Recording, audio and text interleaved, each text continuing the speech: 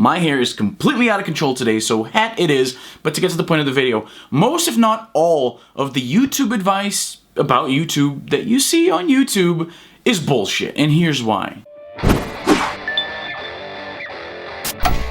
Hey everybody, how's it going? I'm Izzy, and this is the Izzy Nober Show. I'm sure a lot of you guys know that this is not my only YouTube channel. I have a bigger Brazilian channel that I've been working at for a long time, and I've achieved a certain level of popularity with this Brazilian channel, but at the same time I miss out a lot of opportunities both for business and for social development and just networking and stuff like that because my So a few years ago I started having the desire to reach North Americans with this kind of video work, and I started this channel. Now that there's a lot of resources to creating video, and there's a lot of tools, there's a lot of people talking about this, a lot of materials for you to study up on, I decided to see what the proven techniques are. You know, the things that everybody says. And it really is the things that everybody says, because if you watch these channels that give you tips and hints on how to grow your channel, it's always the same thing. They always say the same thing. Upload videos consistently, work on your thumbnails, work on your editing skills, promote your channel on social media, blah, blah, blah.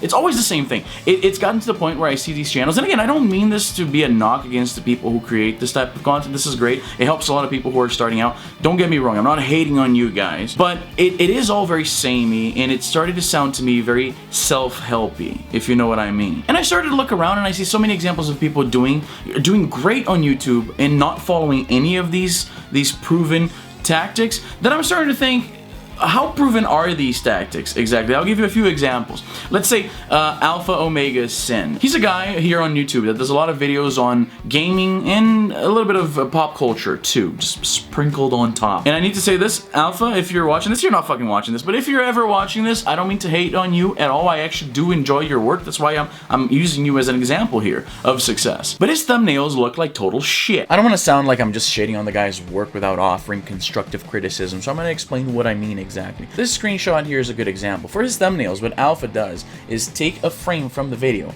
and then just add some title on top and put some pictures in the corners. The problem is that this does not make for a comprehensible thumbnail. In a lot of these, you cannot even tell if he's in the picture or not because he's too messed together with the colors in the background. The lines with the title that he puts on the thumbnail are illegible in some cases because he uses too many lines and the font ends up being too small. Basically, his thumbnails are not distinguishable at all. In this one, for instance, where he's talking about the PS4 Pro and the PS4 Slim, he created a thumbnail, and then if you think about it, there's a smaller thumbnail within the thumbnail with a picture of the two consoles. But now they're so small, what ends up happening is that his thumbnails are not only not representative of what he's talking about, they're literally difficult to make out. It's hard to just, from glancing at his thumbnails, because they show up so small on the side of the video that you're watching, it's very difficult to tell, just from his thumbnails alone, what his video is even about. Again, it's hard to even read the title on the thumbnail because he writes it too small. He writes way too much stuff on there. If I were to just erase the titles that show up underneath the thumbnail, you would not be able to tell what a lot of these videos are even about. It's a thumbnail. However, he's achieved success despite of this, and that's my point.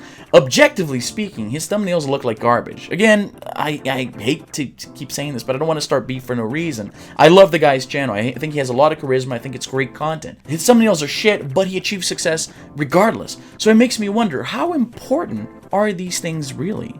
Again, I fucking love your work. I'm not even sure I'm apologizing. He's never going to watch this. I do enjoy the guy's work. And we're going to get to the point of why I think he's achieved a lot of success by doing the opposite of one of the things all of these YouTube gurus preach that is one of the most important things, the thumbnail art. There's a lot of YouTubers who don't even create thumbnail at all. Like Alpha at least tries to put together a thumbnail. Looks awful, but he tries at least. There's Jenny, I forget her name. I always refer to her as Jenny Star Wars because she does a lot of videos on Star Wars. This is her channel. As you can see, no thumbnails. I'm not even sure she uses all these tags and all the search engine optimization people preach is like so important. Not even thumbnails. She doesn't put the...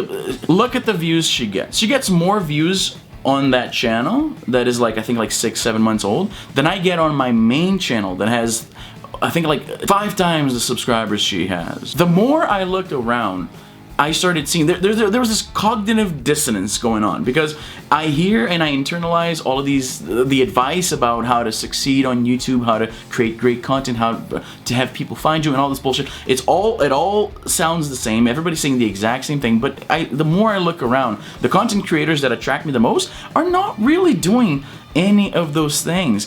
And I believe that the two most important things that are the definitive factor of whether or not you're gonna be successful on you. I fumbled that one. Let's back that up a little bit.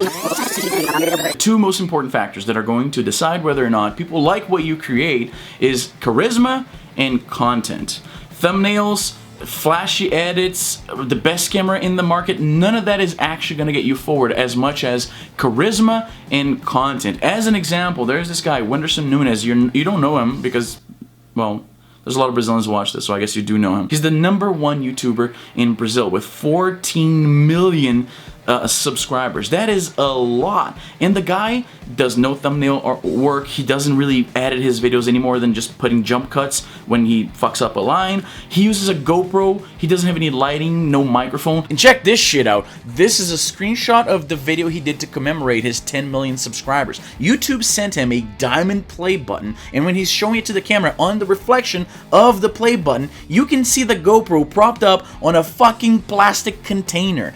That screenshot right there taught me more about YouTube than every YouTube guru put together. So again, not following any of the conventional wisdom, being extremely successful at what he does. And this is not exclusive to YouTube. There's a lot of proven tactics for any industry you're thinking of getting yourself into, but and there's always the outliers that do everything different from what everybody else is saying and still achieve success. The thing about YouTube is that the people that are falling into this pattern of ignoring all of that advice and still doing great, I'm not sure they're outliers. This brings me back to when I first started my Brazilian YouTube channel. I did not really understand YouTube metrics at all, and I really mean this. To give an example, when I reached 100,000 subscribers, I didn't even know how close I was to getting it. I wasn't following my subscriber count at all in the least. I was in Toronto for the holidays in 2013, and a lot of people started hitting me up on social media congratulating me for reaching 100,000 subscribers. And the way they were saying, oh, congrats on reaching 100,000 subscribers, I wasn't even sure what they meant. It wasn't until somebody said, congrats on reaching 100,000 subscribers on YouTube, that's when I finally understood what they were talking about. And not only that, but I didn't even understand what 100,000 subscribers meant. Is that a whole bunch? Or is that like that benchmark that everybody has to get to? That's how little I cared. I didn't care about the viewership. I didn't care about subscriber count. I didn't care about marketing my material, really. I just put up a video, and if people like it, they like it. If they find it, they find it. If not, I just carry on with my day. And I think that's kind of the mindset that I have to go back to. Because this whole obsessively following, tracking your statistics and your subscriber counts and search engine optimization and crafting the best thumbnail and editing, that only gets you so far. It's great to have a good looking channel, don't get me wrong, but to focus on that to the detriment of just creating content that resonates with people, that people identify with, I think it's doing a disservice to myself. So that's what I think. Again, I don't want to shit on people who have these channels about helping others to find the best techniques and strategies to... There's definitely a space for that, obviously, because a lot of people follow this stuff and they find a lot of inspiration in these channels. But what I'm proposing here is that the fundamental things that will really determine what makes or breaks your YouTube career are not these sterile, antiseptic, mechanic, just, oh, you do this and you press this lever and you do this thing and you type this thing this way. I think it's not so much about these strategies as much as it is just telling a story that people relate to and identify with. That's what worked for me in the past. That's the greatest irony here. I have 350,000 subscribers in my Brazilian channel. I have over 100,000 followers on Twitter.